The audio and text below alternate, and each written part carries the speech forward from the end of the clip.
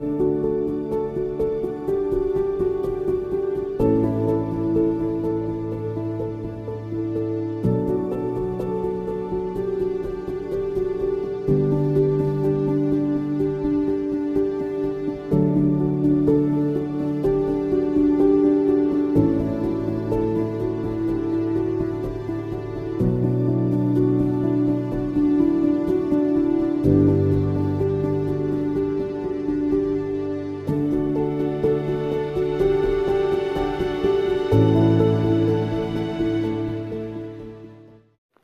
Morning বন্ধুরা, আমাকে বোধহয় দেখা যাচ্ছে না।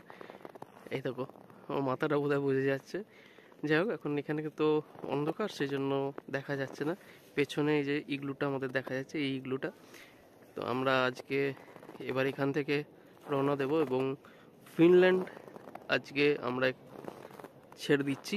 আজকে আমরা চলে যাচ্ছি নরওয়েতে, নরওয়ের হ্যামার ফেস্টে যাব। জাস্ট এইমাত্র সকাল হয়েছে বলতে গেলে, এখন বাজে 8:10। একটু অন্ধকারটা কেটেছে, যদিও এখানে তো সূর্য ওঠার চান্স খুবই কম। এখন যেহেতু পোলার নাইট চলছে, তো সূর্য ওঠার চান্স এখানে খুবই কম, উঠলেও সেটা খুবই স্বল্প সময়ের জন্য। আর এখন এখানে আসবে আমাদের বাস আমাদেরকে রিসেপশনের ওখানে নিয়ে যাবে। সেখানে আমরা ব্রেকফাস্ট করব। ব্রেকফাস্ট করে আমরা রওনা দেব নরওয়ে হ্যামার ফেস্টের দিকে। এক্সট্রিম নর্থ, 70 ডিগ্রি ল্যাটিটিউডের নর্থ। তো সেইখানে আমরা আজকে পৌঁছাবো। হ্যাঁ, আরও একটা জিনিস বলি, কাল সারা রাত কিন্তু আমরা ইগলু থেকে অরোরা দেখেছি। যদিও এখানে বলেছিল যে অরোরা দেখা গেলেই অ্যালার্মটা বেজে উঠবে, কিন্তু আমরা কিন্তু একবারও অ্যালার্মটা বাজতে শুনিনি।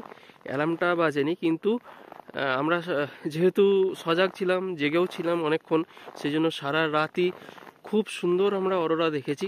যাই হোক, আপাতত এবার আমাদের বাস আসার টাইম হয়ে গেছে।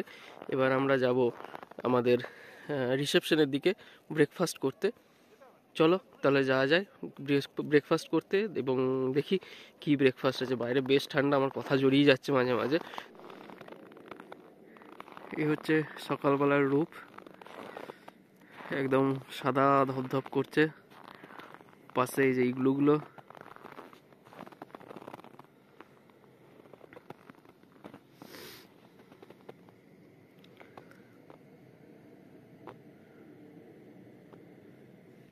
অ্যাকচুয়ালি ব্রেকফাস্টের ওখানে প্রচুর ভিড় আছে, সেই জন্য আমরা একটু পরে যাব। তো ততক্ষণ একটু এই জায়গাটাকে ভালো করে ঘুরে দেখছি। এখন সামনে হচ্ছে যে বাবা মায়ের ইগলুটা আছে 12 নম্বর, সেখানে যাচ্ছি।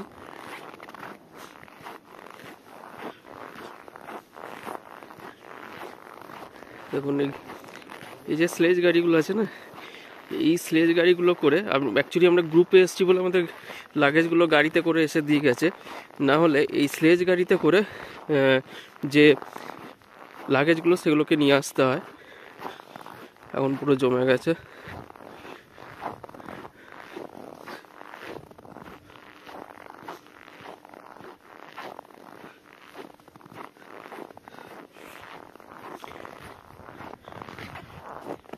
যে 12 নম্বর,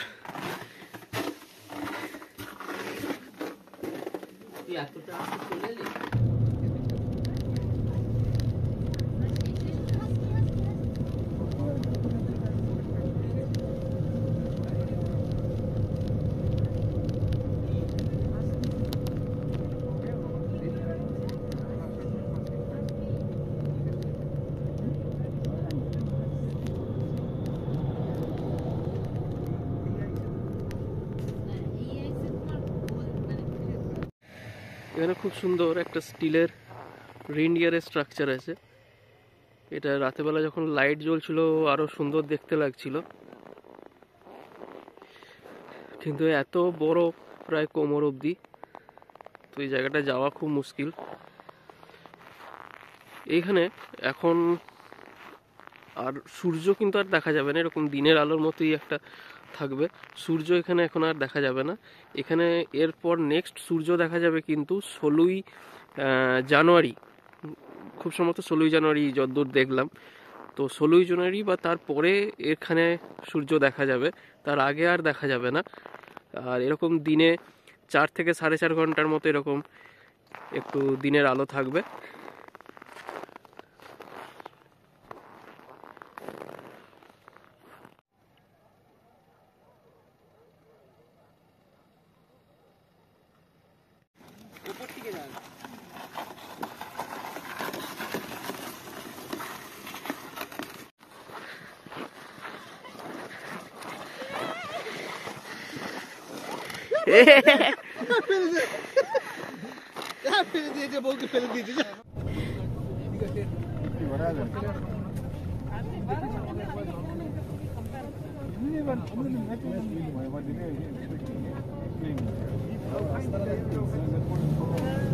আমরা এই 15 মিনিট হলো কাকস লাউন্টেন থেকে স্টার্ট করেছি এবং ওখান থেকে ব্রেকফাস্ট করে আমরা স্টার্ট করলাম। ব্রেকফাস্ট করতে একটু লেট হলো, তো প্রথমে দেখিয়ে নিই যে ব্রেকফাস্টগুলো কী কী ছিল। এগুলো ছিল আমাদের আজকের ব্রেকফাস্ট।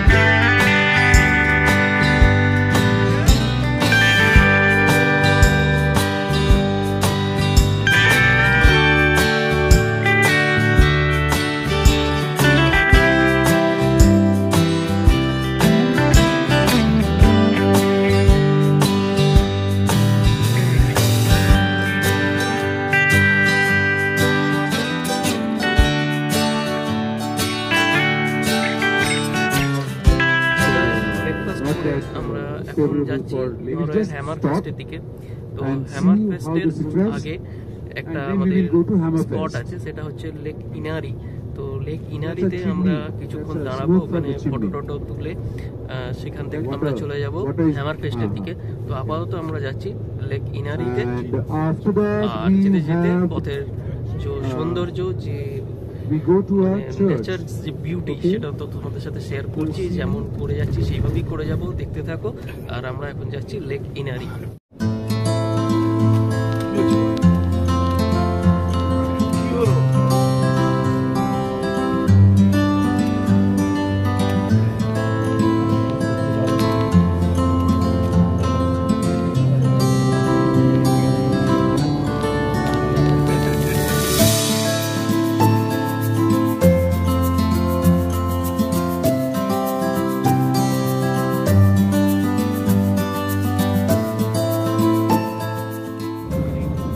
সব স্নো মোবাইল করছে, এই যে বাঁ দিকে স্নো মোবাইল।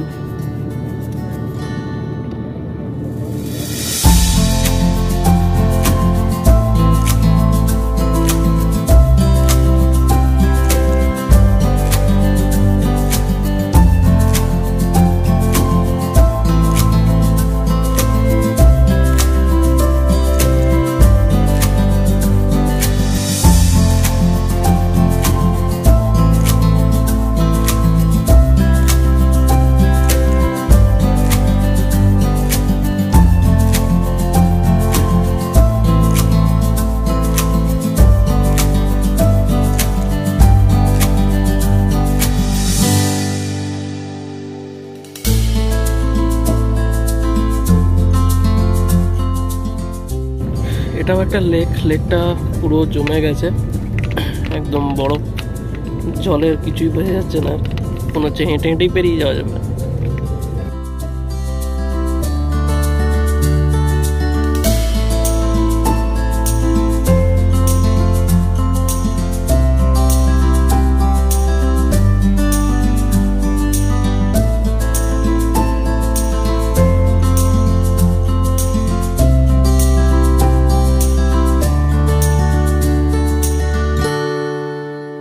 আমরা এখন আছি লেক ইনারির সামনে।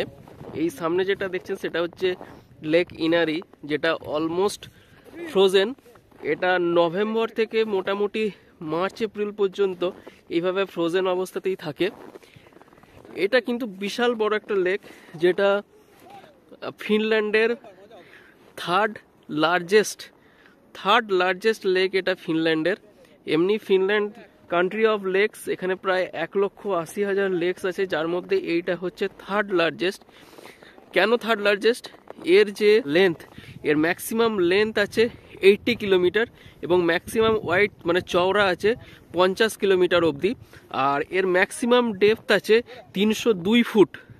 এর ম্যাক্সিমাম ডেপথ 302 ফুট। আর লেক কেন, তার কারণ হচ্ছে সহজ ভাষায় বললে, যদি কোনো ওয়াটার বডি সারফেস দ্বারা সারাউন্ডেড থাকে, পরিবেষ্টিত থাকে, তাহলে সেটাকে লেক বলে। এবং এটাও তাই, এটা চতুর্দিকে সারফেস দ্বারা সারাউন্ডেড আছে, পরিবেষ্টিত আছে, সেই জন্যই এটা লেক। কিন্তু এটা লেক না সমুদ্র সেটা বোঝা মুশকিল, যদিও এই সময় টোটালি বরফে ফ্রোজেন এবং মনে হচ্ছে একটা সাদা মাঠ, যার উপর ক্রিকেট, ফুটবল এভরিথিং খেলা যাবে, এমন দেখে মনে হচ্ছে। আর এটা মোটামুটি সমুদ্রপৃষ্ঠ থেকে প্রায় 390 ফুট ওপরে রয়েছে এই লেক ইনারি। এই হচ্ছে লেক ইনারি, যেটা সামনে দেখা যাচ্ছে। আর এখানে এখন বরফ নিয়ে খেলতে শুরু করেছে। সত্যি এখানে বরফ একদম সেই ফ্রেশ বরফ যেটাকে বলে, মানে মোটামুটি এই বরফ নিয়ে খাওয়া যাবে।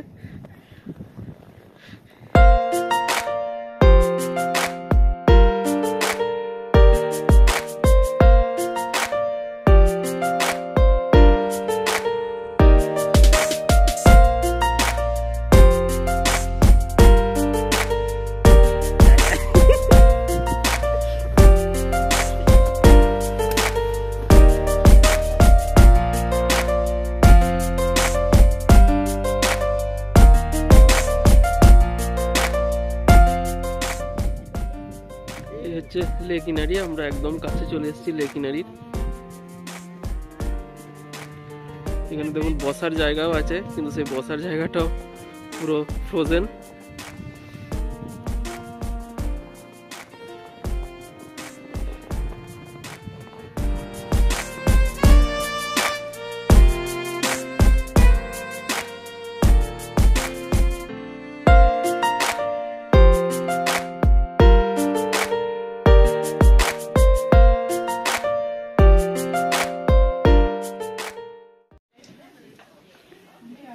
আমরা লেক ইনারি ঘুরে এখানকার একটা উল্টো দিকে লোকাল সভেনির শপ ছিল এবং ভীষণ বড় শপ, সেইখানে এসেছি একটু ঘুরে দেখতে। তো এখানে প্রচুর আইটেমস আছে এবং এখানে কাঠের প্রচুর আইটেম আছে।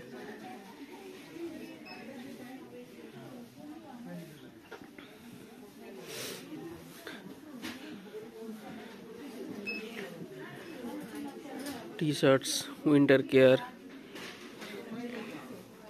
পোস্ট কার্ড, অনেক কিছুই আছে।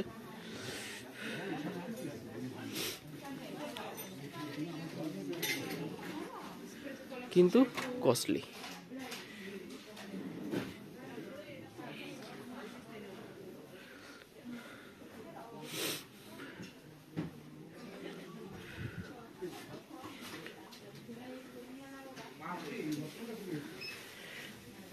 তখন এই স্টোরটা আমরা ঘুরছি, স্টোরটা ঘুরে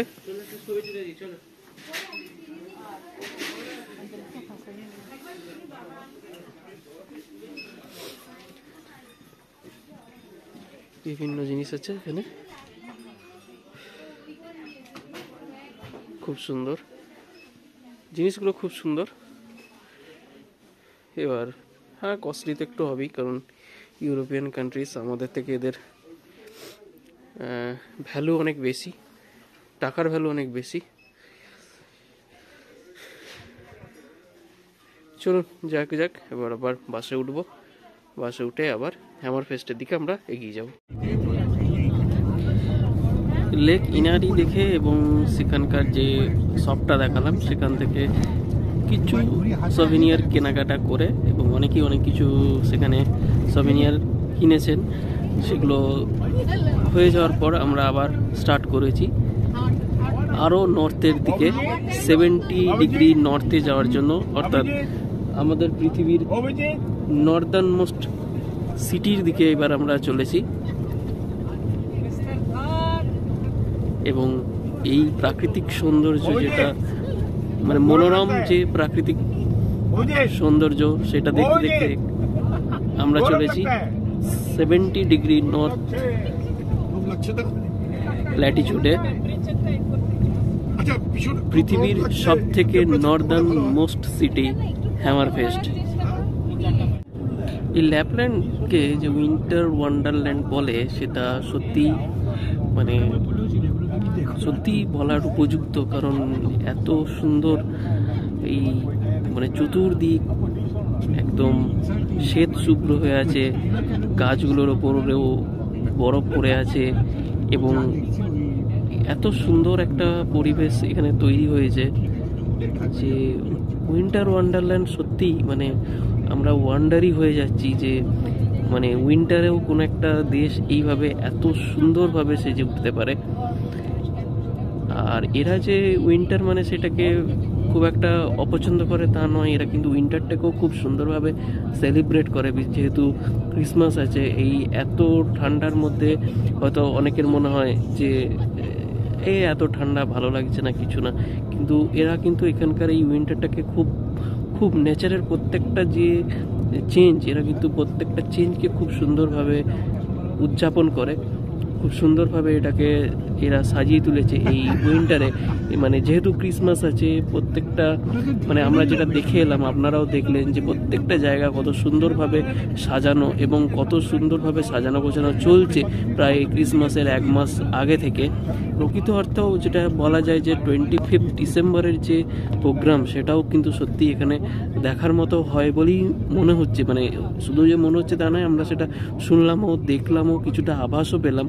তো সেই টাইমেও যদি কেউ আসতে পারেন, বা এই 25 ডিসেম্বরটাকে, যদিও সেই সময় প্রচুর ভিড় হয় এবং রেট অনেকটাই ইনক্রিজ হয়ে যায়, কিন্তু তবু যদি সেই সময়টায় কেউ আসতে পারেন, অবশ্যই সেই টাইমটা ট্রাই করবেন আসার এবং এই ল্যাপল্যান্ডের কোথাও একটা থাকার। যদি সান্টা ক্লজ ভিলেজে থাকতে পারেন তাহলে তো কথাই নেই, যদিও ওটা একটু এক্সপেন্সিভ, কিন্তু ওই টাইমে আরও হয়তো এক্সপেন্সিভ হয়ে যায়, কিন্তু যদি ওই টাইমে ওই সময় থাকা যায় সেটা তো একটা মানে লাইফ টাইম অ্যাচিভমেন্ট বলা যেতে পারে। এছাড়াও আপনারা যে কোনো টাইমেই আসতে পারেন। আর অন্যান্য জায়গাতেও থাকার মতো, দেখুন কি সুন্দর সামনে রাস্তাটা, দেখুন কত সুন্দর।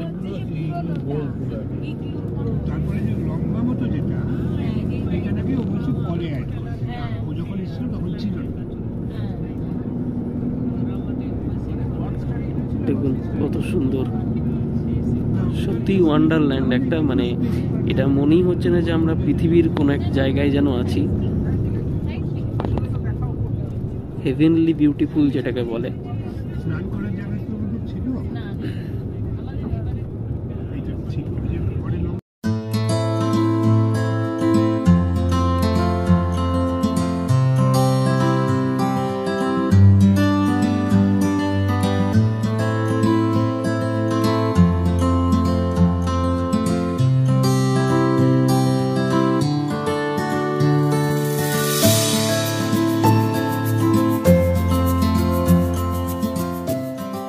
আমরা ঢুকে পড়লাম নরওয়েতে, ফিনল্যান্ড ক্রস করে।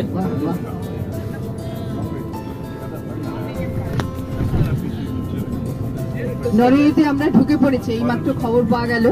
আমরা এখন ফিনল্যান্ড ছেড়ে নরওয়েতে ঢুকে পড়েছি।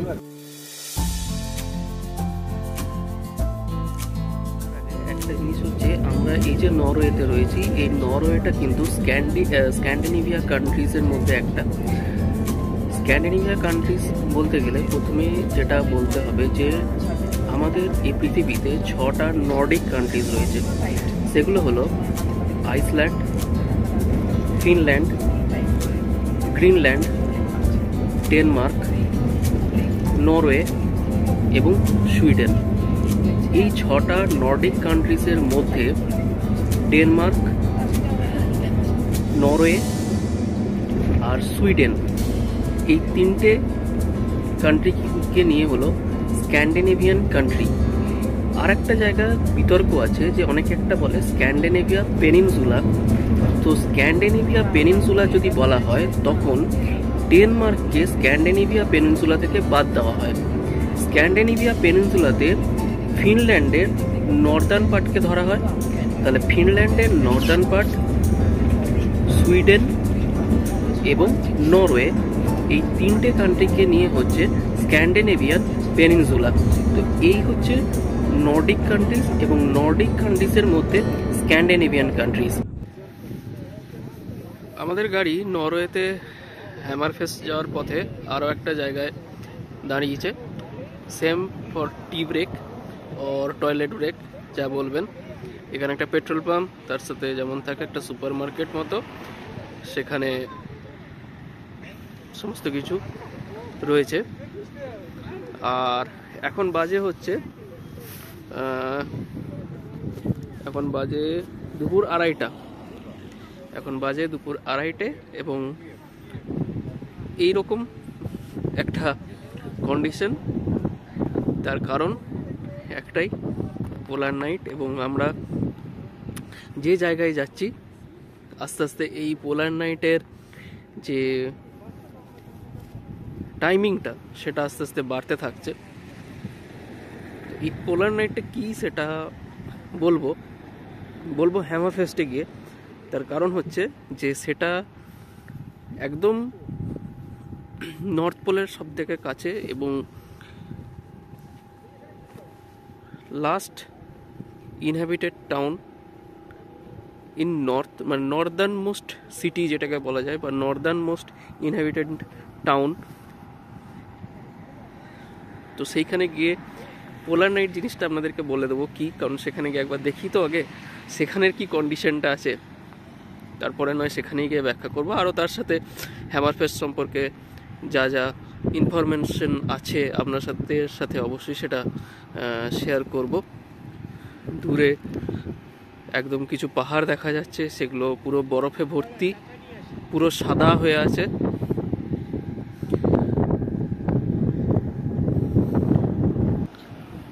এটা হচ্ছে নরওয়েতে আজকে পেট্রোল ডিজেলের প্রাইস। এখন কোনটা কি সেটা আমি জানি না, কিন্তু এটা মোটামুটি আজকে প্রাইস আছে ক্রোনাতে। আমরা হ্যামারফেস্টের অনেক কাছাকাছি পৌঁছে গেছি, আর হয়তো হার্ডলি 40 মিনিট তার মধ্যে পৌঁছে যাব হ্যামারফেস্টে। নরওয়ের একদম লাস্ট এবং পৃথিবীর সবথেকে নর্দার্ন মোস্ট পার্ট, সেখানে আমরা যাচ্ছি, সেটা হচ্ছে হ্যামারফেস্ট। যদিও এখনও 70 ডিগ্রি নর্থ হ্যামারফেস্ট সবথেকে নর্দার্ন মোস্ট টাউন হিসেবে ধরা হলেও তারপরে আরও একটা আইল্যান্ড আছে যেটা নর্থ পোল এবং হ্যামারফেস্টের মাঝখানে পড়ে। সেটাও কিন্তু নরওয়েরই আন্ডারে, অনেকটা ইউনিয়ন টেরিটরির মতো। সেই জায়গাটা হচ্ছে স্যাভালবার্ড হচ্ছে 78 ডিগ্রি নর্থ। তো এখনো পর্যন্ত ইনহ্যাবিটেন্ট সবথেকে লাস্ট নর্দার্ন মোস্ট পার্ট বলতে গেলে কিন্তু স্যাভালবার্ড। আর নর্দার্ন মোস্ট টাউন হচ্ছে, যেহেতু টাউনের ডেফিনেশন মিনিমাম 5000 পপুলেশন থাকতে হবে, সেই হিসেবে নর্দার্ন মোস্ট টাউন হচ্ছে হ্যামারফেস্ট এবং নর্দার্ন মোস্ট ইনহ্যাবিটেন্ট পার্ট হচ্ছে স্যাভালবার্ড, যেটা 78 ডিগ্রি নর্থ।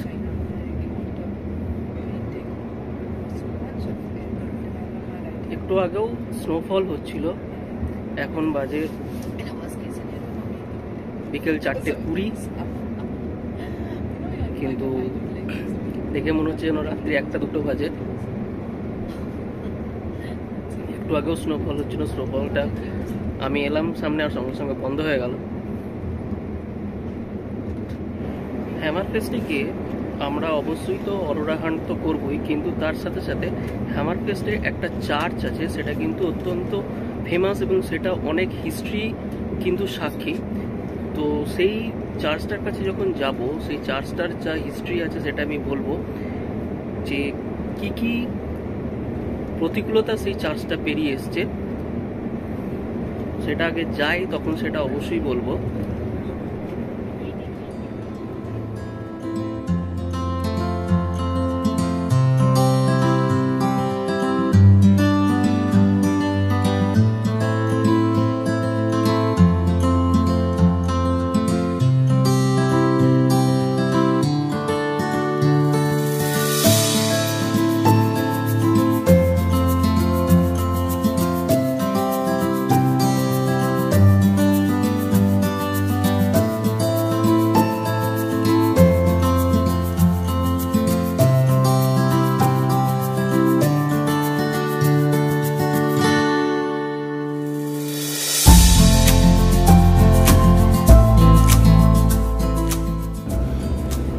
স্নোফল স্টার্ট হয়ে গেছে। এতক্ষণ এটা সত্যি বসেছিলাম।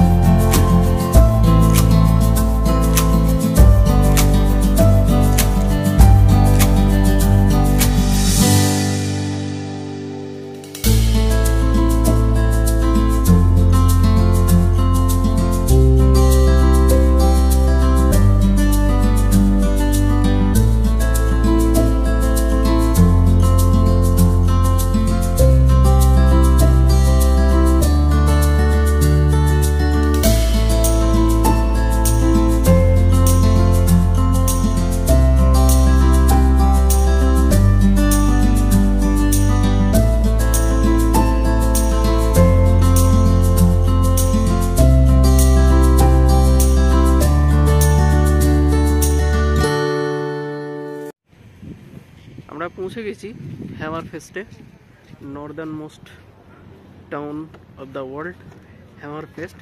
তো সেই হ্যামারফেস্টে আমরা পৌঁছে গেছি এবং আমরা চলে এসেছি আমাদের হোটেলে। দ্বারা আমাদের দেখাচ্ছি আমাদের হোটেলটা। আমাদের এখানকার হোটেল হচ্ছে থন হ্যামারফেস্ট, একদম যে হারবার ঠিক তার সামনে, সামনে সমুদ্র এবং ঠিক তার সামনে হোটেলটা। দাঁড়াও তোমাদেরকে এবার দেখাচ্ছি। এই হচ্ছে সমুদ্রটা সামনে, হারবার। একটু পরে আরো ভালোভাবে দেখাবো, এখন জাস্ট নামলাম, আমরা দাঁড়িয়ে আছি লাগেজগুলো কালেক্ট করবো বলে, সেই জন্য এখানে দাঁড়িয়ে আছি। এই যে সামনেই হারবার, জাহাজগুলো সমস্ত দাঁড়িয়ে আছে। এখানে একটা হারবারের ডামি করা আছে এবং আর এই হচ্ছে সামনে আমাদের হোটেল, হোটেল থন হ্যামারফেস্ট। এই যে আমাদের লাগেজ নামছে। তো আগে লাগেজগুলো কালেক্ট করে হোটেলে যাই, তারপর হোটেলের রুম ট্যুর করাবো, তারপরে আমরা ট্যুরে বেরোবো। তো ফার্স্টলি আমরা আগে লাগেজগুলো কালেক্ট করে নিই, রুম ট্যুর। এটা হচ্ছে হোটেলের লবিটা, এই হচ্ছে হোটেলের লবি। খুব সুন্দর কিন্তু একটা কার্পেট পাতা।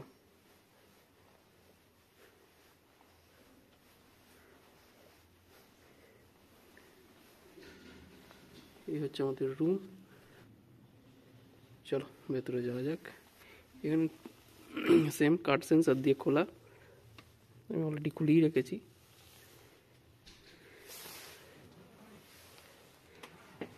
এই হচ্ছে রুম। এখানে একটা জামা কাপড় জোড়ানোর জায়গা। প্রথমে ঢুকি, এখানে একটা আলমারি মতো দিয়েছে। ওপরে মানে কেউ যদি বাথটবে স্নান করে সেই জন্য যে টাওয়ালগুলো হয় সেই ধরনের টাওয়ালগুলো। দুটো চটি, এখানে একটা হেয়ার ড্রায়ার, এখানে একটা ছাতা দিয়েছে। এটা কিন্তু হোটেলে ইউজ করার জন্য, বাড়ি নিয়ে যাওয়ার জন্য নয়। এখানে একটা ফ্যান, এখানে দিয়েছে লকার, এখানে একটা, এখানে ইস্ত্রি করার ব্যবস্থা, ইস্ত্রি সিস্টেম। এই যে ইস্ত্রি,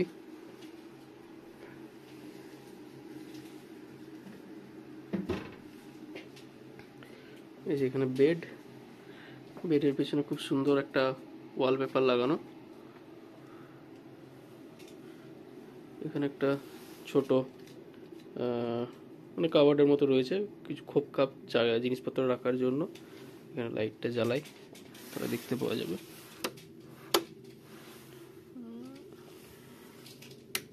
এই যে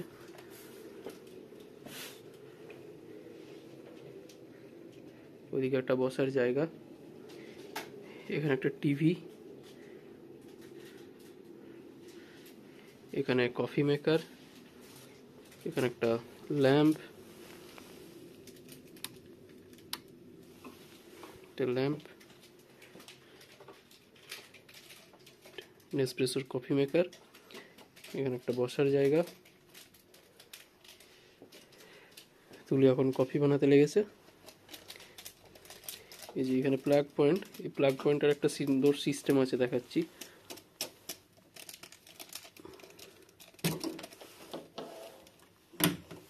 এটা একদম টেবিলের সাথে এরকম সেট হয়ে যায়। এবার এই যে বোতামটা আছে, এটা যদি জোরে টিপি, এটা অটোমেটিক বাইরে চলে আসবে। এখানে কার্টেন, উইন্ডো একদম ট্রান্সপারেন্ট। এখানে রাস্তা, মেন রোড সামনেই।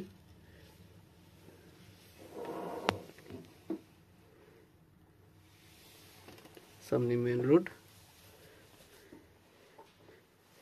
আর এখানে একটা ফ্রিজ, যদিও ফ্রিজে কিছু নেই।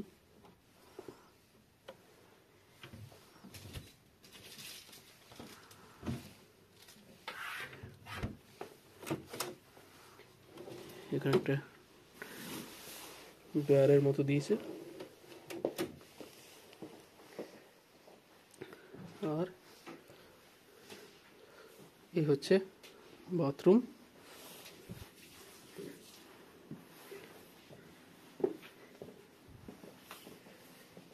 এখানে টাওয়েল, প্লাগ পয়েন্ট, একটা গ্লাসের তাক, এটা ন্যাপকিন পেপার।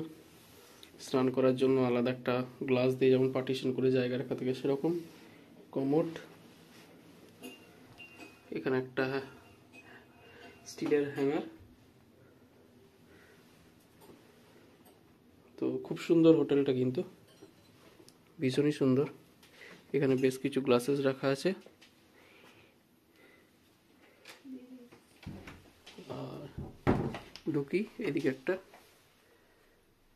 মিরর। এই হচ্ছে আমাদের আজকের রাতের জন্য রুম। তো দেখালাম রুম ট্যুর। এখন বসে জাস্ট একটু চা খাচ্ছি। এখানে চায়ের যে অ্যারেঞ্জমেন্ট আছে সেখান থেকে বানিয়ে তুলি বানালো, তুলিও খাচ্ছে। এই যে আবার বিয়ারের গ্লাসে খাচ্ছে, খুব সুন্দর বিয়ারের গ্লাসে চা। যাই হোক, এবার আমাদের এই যে হোটেলটা, এটা এক রাত্রির জন্য ভাড়া হচ্ছে 14,631 টাকা, including breakfast. Including complimentary breakfast এটা হচ্ছে 14,631 টাকা। এবার আমাদের আজকের ডিনারটাও কিন্তু এই হোটেলে আছে, সেটা আলাদাভাবে নেওয়া হয়েছে, সেটা কিন্তু কমপ্লিমেন্টারি না, সেটা আলাদাভাবে নেওয়া হয়েছে। এবার তার রেটটা আমি মোটামুটি বলতে পারবো না, তার কারণ হচ্ছে সেটা আমাদের যে প্যাকেজটা নেওয়া হয়েছে সেই প্যাকেজের মধ্যে ইনক্লুডিং আছে, সেই জন্য তার এক্স্যাক্ট প্রাইসটা আমার জানা নেই। কিন্তু সেই ডিনারটা আজকে আমাদের এই হোটেলেই আছে, এই হোটেল থেকেই এখানকার লোকাল ডিনার সার্ভ করা হবে। তো যাই হোক, ইনক্লুডিং ব্রেকফাস্ট এইটার এক রাত্রের জন্য ভাড়া হচ্ছে 14,631 টাকা, অর্থাৎ 165 ইউরো। এটা হচ্ছে আজকের এই হোটেলটার ভাড়া। ঠিক আছে, আপাতত চাটা খেয়ে নিই। চাটা খেয়ে দেখি যদি একটু বাইরেটা বেরোনো যায়, একটু ঘুরে দেখে আসবো। ততক্ষণে চাটা একটু এনজয় করে নিই। সঙ্গে থাকো, একটু পরেই ঘোরাতে নিয়ে যাবো।